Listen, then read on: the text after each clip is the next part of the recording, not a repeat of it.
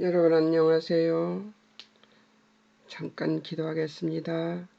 사랑하는 하나님 아버지 은혜를 감사합니다. 우리가 무엇이건대 하나님 우리를 이렇게 사랑하셔서 우리로 하나님의 말씀을 알고 아버지의 뜻을 알아 아버지의 뜻 안에서 살도록 도우시나요. 하나님 감사합니다. 분수를 모르고 아버지의 뜻을 주여 아버지 하나님 주여 배반하고 사는 우리들의 모습 하나님 슬프실 거예요. 제 마음이 그러니까요. 하나님 감사합니다. 이 슬픈 마음을 주신 것도 감사하고 또 하나님 마음을 헤아릴 수 있게 해주신 하나님께도 감사를 드립니다. 하나님, 이 방송을 듣는 모든 사람들이 하나님 뜻대로 살지 못하는 것 때문에 슬퍼하고 울며 아버지 앞에 기도하는 자들 될 수 있도록 주님 축복하여 주옵소서. 저들의 삶이 예배가 되고 그 예배가 된 삶의 열매를 인하여 하나님 기뻐하시는 그런 자들이 될 수 있도록 주님 축복하여 주옵소서. 주님의 은총을 내려주실 것을 믿으며 예수님의 이름으로 기도합니다. 아멘.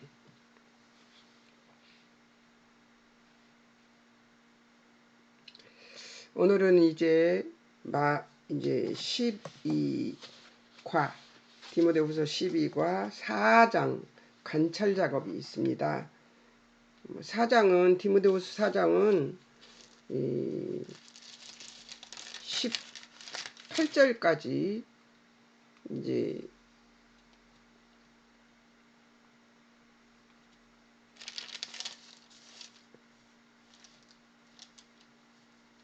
18절까지가 아니라 8절까지 이제 바울이 자기 인생을 마무리하는 하나님 앞에서 마무리하는 모습이고 9절부터는 이제 어떤 얘기가 나오냐면 바울과 함께 했던 사람들에 대한 얘기를 하면서 디모데에게 그 편지를 쓰는 마지막 모습을 볼 수 있습니다. 이제 1절에서 8절까지는 무엇을 하라는 얘기가 아직도 나옵니다. 그러니까 바울이 아직도 마지막 호소를 하고 있는 거죠. 그래서 제가 장 제목을 바울은 마지막 호소, 내 직무를 다하라 이런 걸로 제목을 삼았고요. 1절에서 5절은 제가 말씀을 전파하라. 6절에서 8절은 내 삶을 본받아라. 9절에서 18절은 빨리 로마로 오라. 19절에서 22절은 내 친구에게 문안하라. 이런 식으로 제목을 삼아봤습니다. 이게 장 제목 단락 구분을 그렇게 해봤다는 거죠. 자, 이제 1절에서 5절 말씀을 한번 보겠습니다. 바울의 말씀 전파에 대한 명령이 있습니다. 어떤 명령인가 한번 볼까요?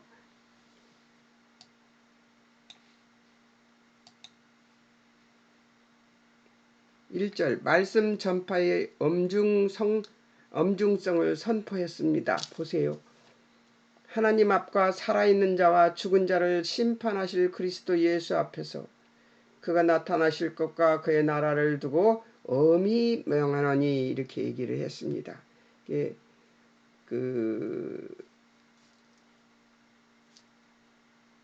여기서 엄히 명한다 하는 말은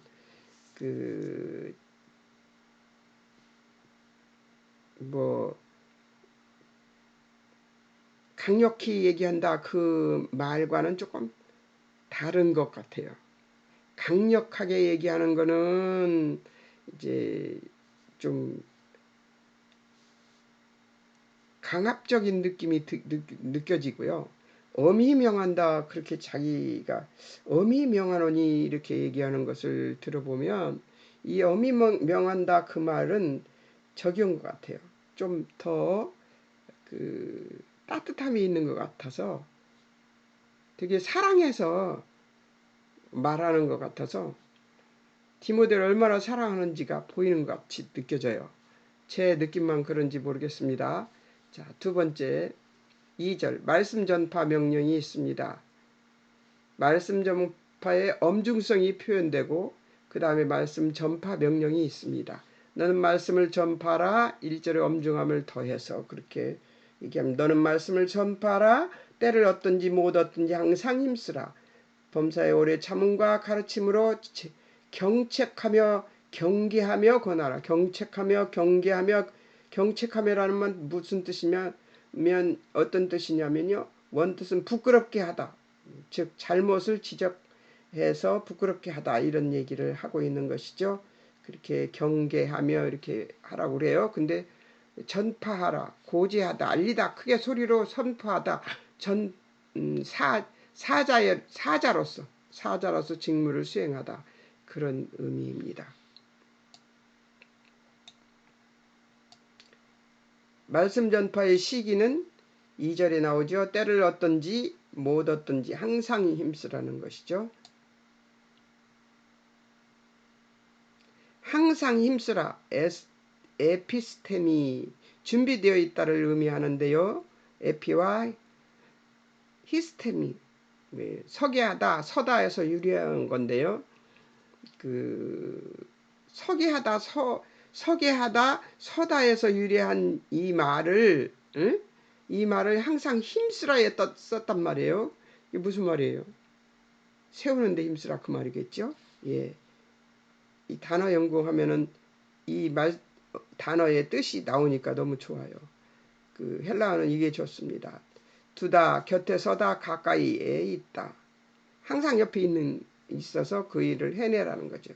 때를 얻든지 못 얻든지 편리할 때를 의미하는데요. 적시에 형편 좋은 때, 적절하지 못한 때, 때에 맞지 않게라는 이 말과 구분되는 건데요. 때가 불리할 때, 시기 나게 하게 나쁜 때, 이런 때를 빼고 하라는 얘기죠. 때를 얻든지, 그러니까 좋은 때든지 나쁜 때든지 어느 때든지 하나님에 대해서 주 예수 그리스도에 대해서 증거하는 자가 되어야 된다고 얘기하는데요. 어제 그런 일이 있었습니다. 교회 식구들이 이제 와서 권사님들이 우리 집에 몇 명이 와서 얘기를 하는데 그 얘기하는 시간에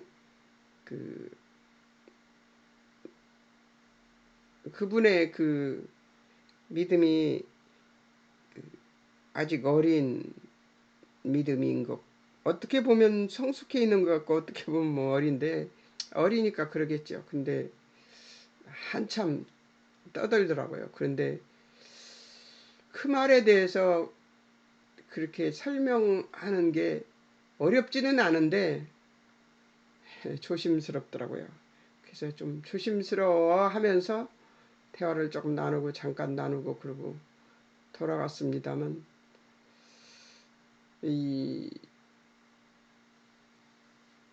심령이 어린 사람에게 좀 강력한 말씀을 하셨어요, 목사님이. 그러니까 이제 추석에 범죄하지 못하게 만들려고 얘기를 하신 건데 그거를 그냥 힙입하더라고요. 그래서 참 얘기하기고 제가 뭐라고 얘기할 수 있겠습니까? 목사님이 하신 말씀을 가지고. 네, 어렵더라고요. 동의해 주는 것은 어렵지 않은데 같이 있는 사람이 있는데 그 사람이 또 어떤 말을 또 어떻게 할지 모르겠고 그게 어려웠습니다. 방법, 고난을 두려워 말고 내 직무를 다하라. 오래 참음과 가르침으로 경책하며 경계하며 권하고 5절 모든 일에 근신하여 고난을 받으라. 이게 사실 전도하는 게 고난인 것 맞는 것 같아요. 예. 5절 전도인의 일을 하라. 내 직무를 다하라. 예. 아주 강력하게 얘기를 하고 있지 않습니까? 예. 경책하며 드러내다 폭로하다 꾸짖다. 처벌하다, 정죄하다, 혹은 유죄를 선언하다. 어저께 그 목사님 말씀이 좀 경책하는 것처럼 하셨어요. 그러니까 그 말이 또 마음에 와서 닿았는지 얘기를 했었더라고요. 근데 사실은 그 명절 때만 되면 하나님이 참 예, 하나님 앞에 정말 송구스러운 게 예수 믿는 사람들조차도 많이 넘어지는 사람들이 많죠. 예. 경계하며 에피타마오, 비난하다, 꾸짖다, 견책하다, 질책하다 하는 게 비난하다는 말이 나왔어요. 근데 비난까지는 아니죠. 예. 잘못될까봐 경계하는 거지 뭐. 예. 권하라, 파라칼레오, 소환하다, 초청하다, 훈계하다, 격려하다, 애원하다, 간구하다, 자기 곁으로 부르다. 그래서 이 권하라는 단어에는 전도하는데 아주 그 적극적인 모습을 보여주는 것 같아요. 자, 그 다음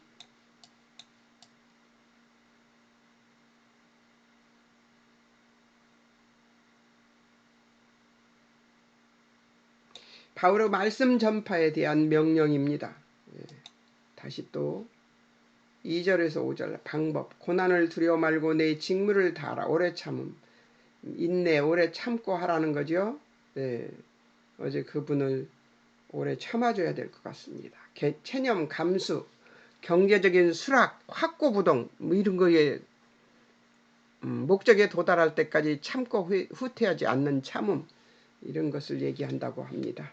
예, 후퇴하지 않는 참음이 어찌 마음에 듭니다. 예. 가르침,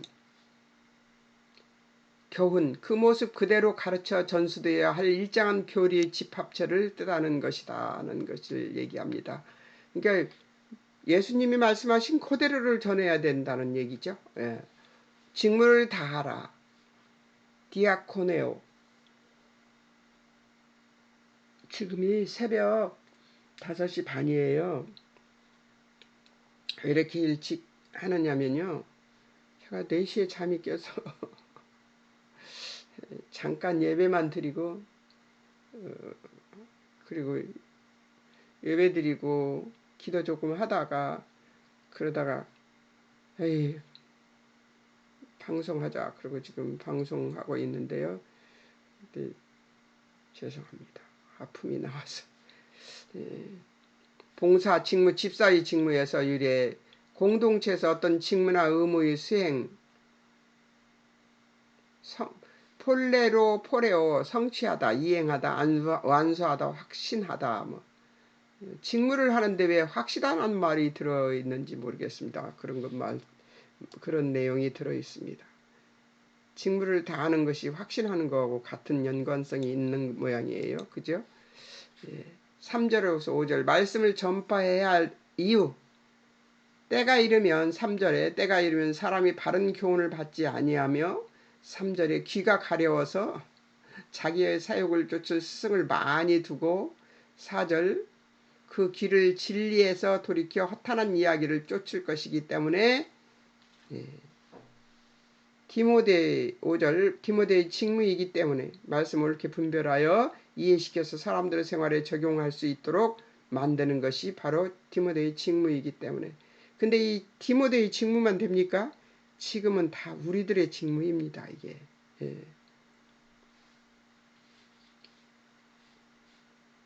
난 이게 무섭습니다. 때가 이르면 사람이 바른 교육을 받지 아니하며 귀가 가려워서 자기의 사욕을 쫓을 스승을 많이 두고 그 길을 진리에 돌이켜 허탄한 이야기를 쫓을 것이기 때문에 그래요. 이단에 빠지면 큰일 나죠. 예. 그러니까 예. 그들이 우리 곁에 있을 때 열심히 전도해야 합니다.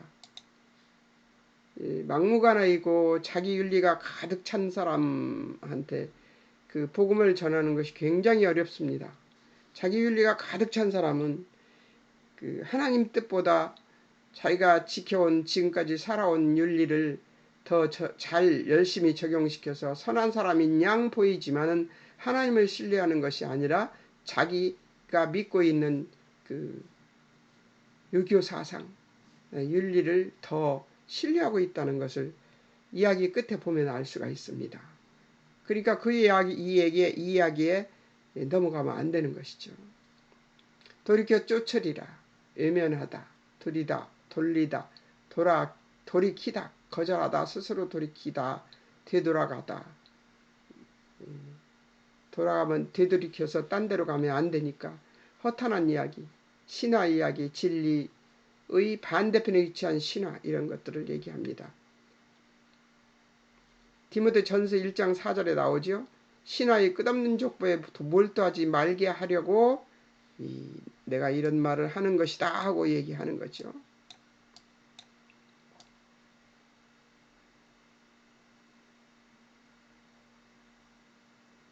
바울의 그 삶에 대한 명령이 이제 나오는데요.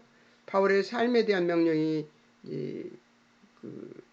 나오기 시작합니다. 6, 7절에서 믿음을 지키는 사람이 되어라 나를 본받아서 6절 간제와 같이 벌써 내가 부음이 되고 나의 떠날 기약이 가까웠다.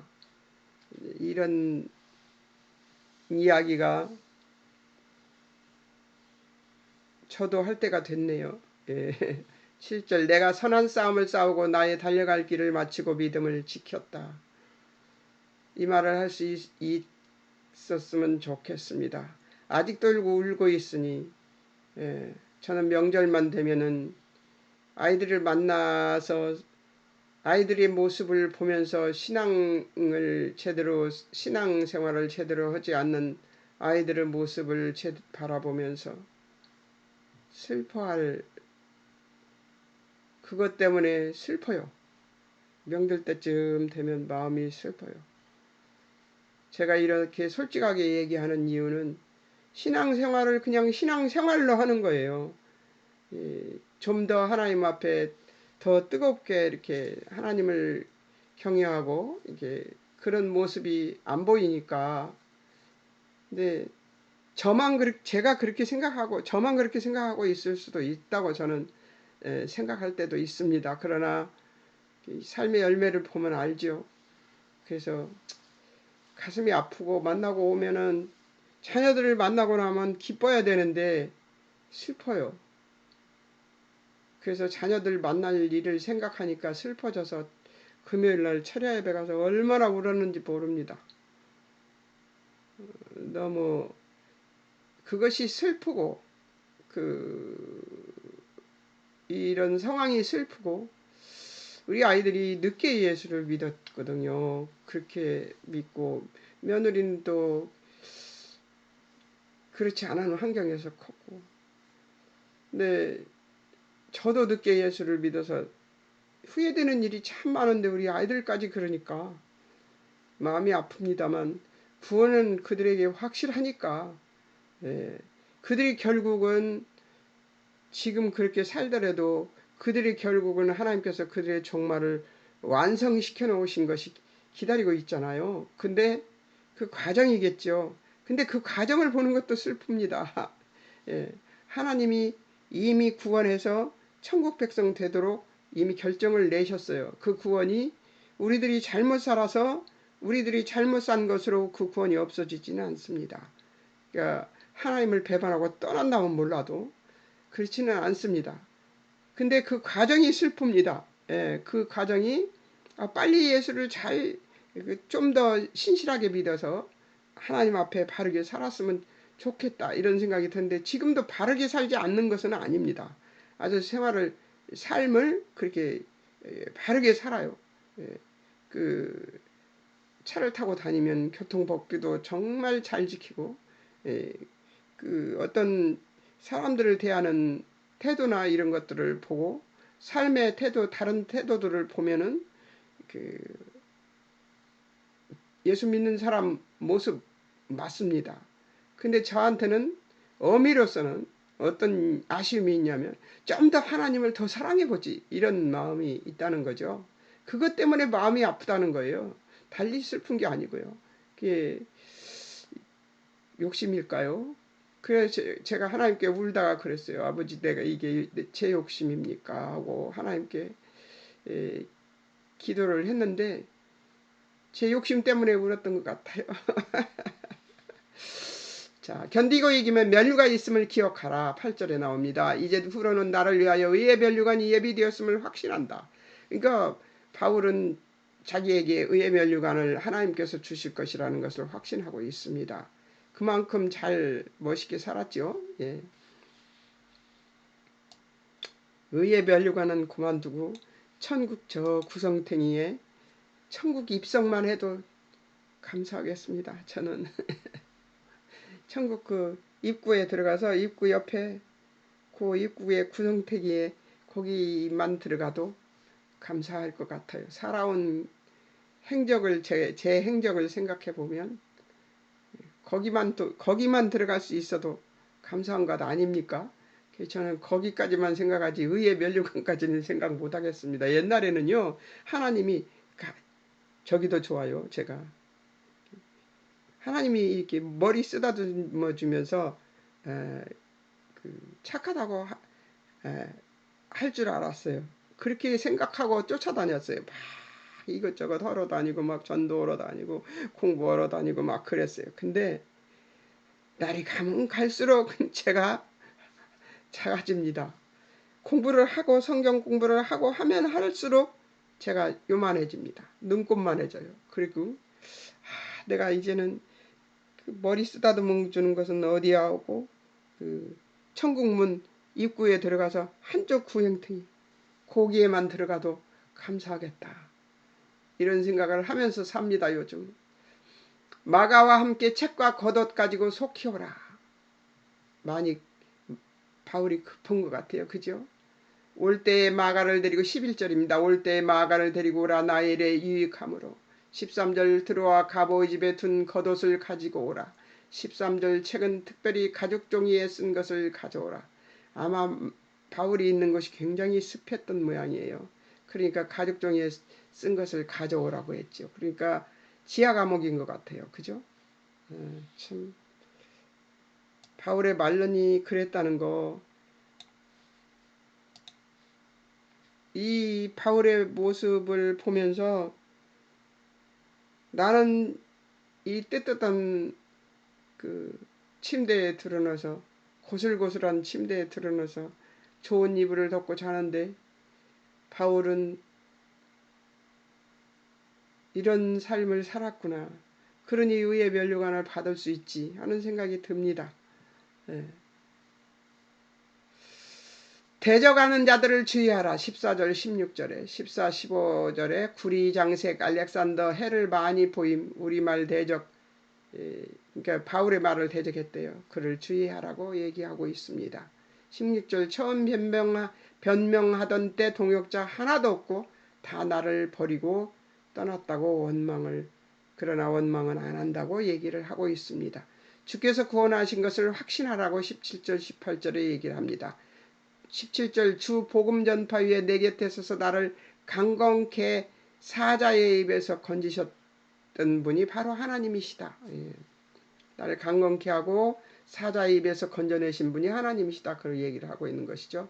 주께서 18절 나를 모든 악한 일에서 건지시고 천국 입성토록 구원을 확신하는 이 말을 바울이 하고 있습니다.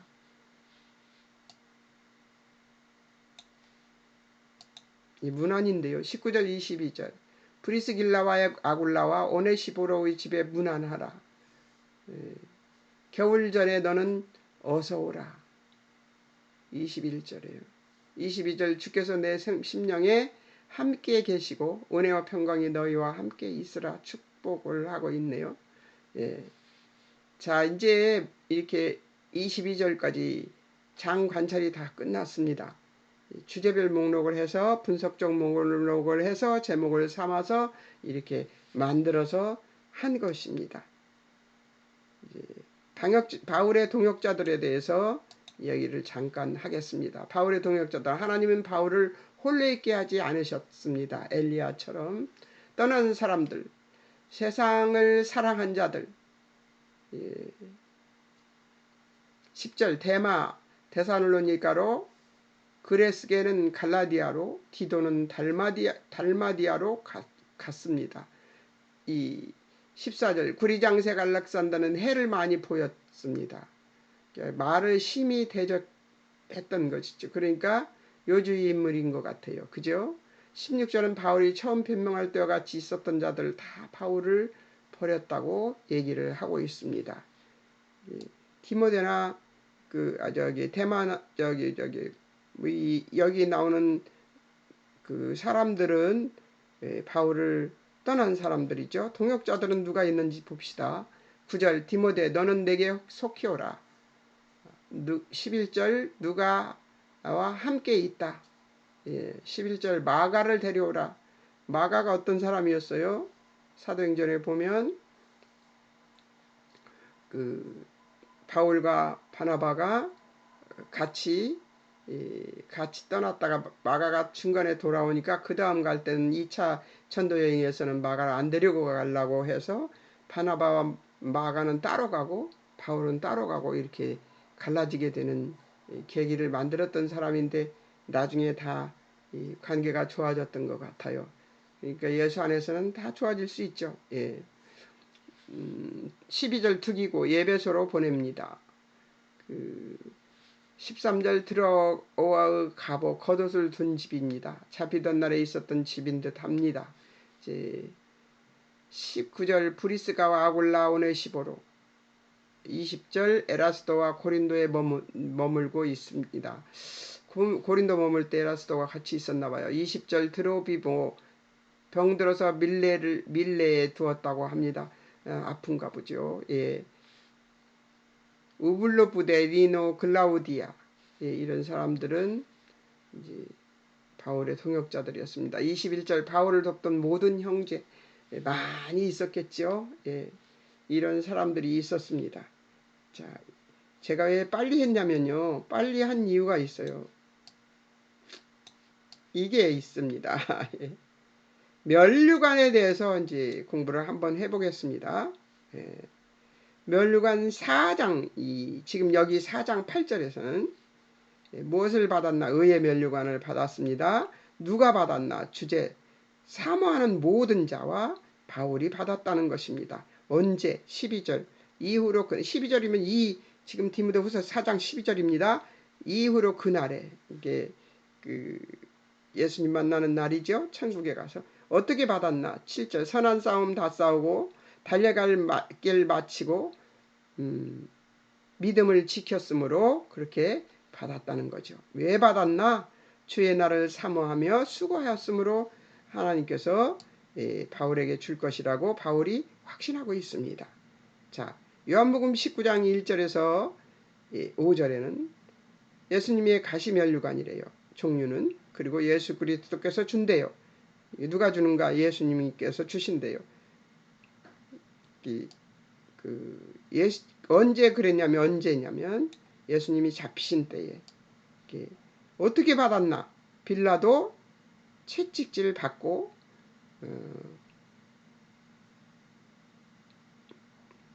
가시 면류관 받고 조롱당하심으로 예수님이 면류관을 받으셨다는 것이죠.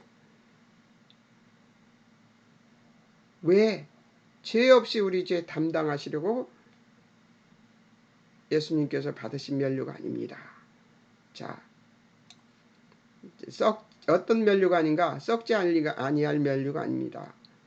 이기기를 다투며 절제하는 성도에게 누구에게 주냐? 이기기를 다투며 절제하는 성도에게 주는데요.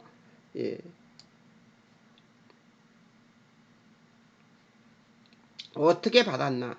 이기기를 다투며 모든 일에 절제함으로. 어머나, 내가 그냥 하고 있었네요.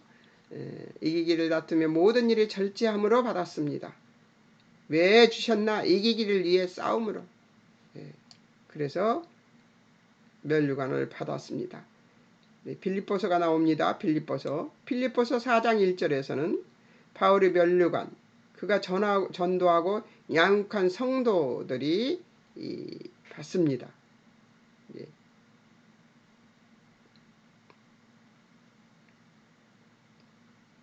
바울이 주는 건 아닌데 하나님이 주시는 건데 이 바울이라고 쓰죠. 언제? 지금 형제들을 사랑하고 사모함으로 그들이 주 안에서 섬으로 면류관을 받습니다. 의의 면류관을. 4일 전 데살로니가전서 2장 19절을 그가 전도하고 양육한 너희에게 얘기를 하는 것인데요. 주 강림하실 때, 예수님 강림하실 때 언제냐면 예수님 강림하실 때 맞습니다. 형제들아 바울 일행의 무슨 말이냐?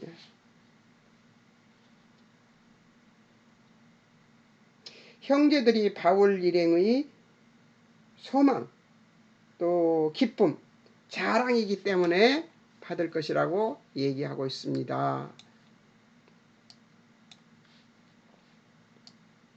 그 다음에 야고보서 1장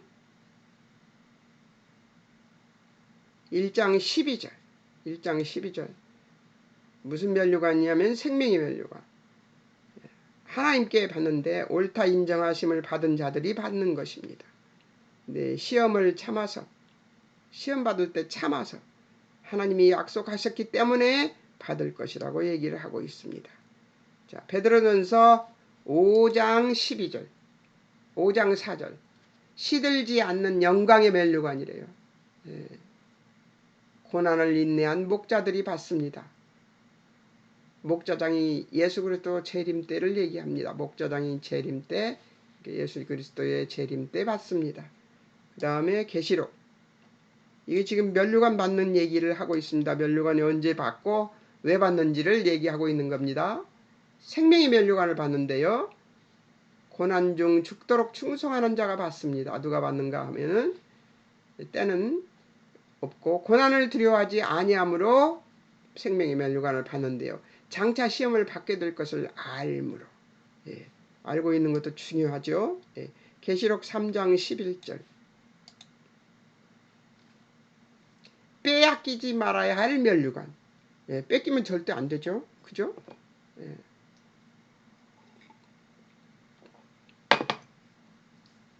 가진 것을 굳게 잡아 빼앗지 못하게 하여 받는 거예요.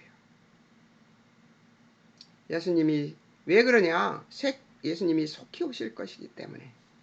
자, 그 다음 계시록 4장 4절 금면류관을 받는데요.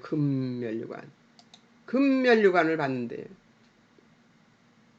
누가 받아요? 보좌에 둘려앉은 24 장로들이 받는데요.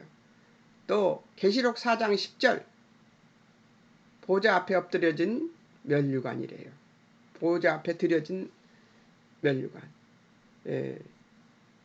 우리가 거기서 벗어서 보좌 앞으로 내놓는 모습이 있을 것이라고 얘기했죠. 근데 24 장로들이 먼저 그렇게 합니다. 보좌 앞에 앉으신 이에게 경배하고 자기의 면류관을 보좌 앞에 드립니다.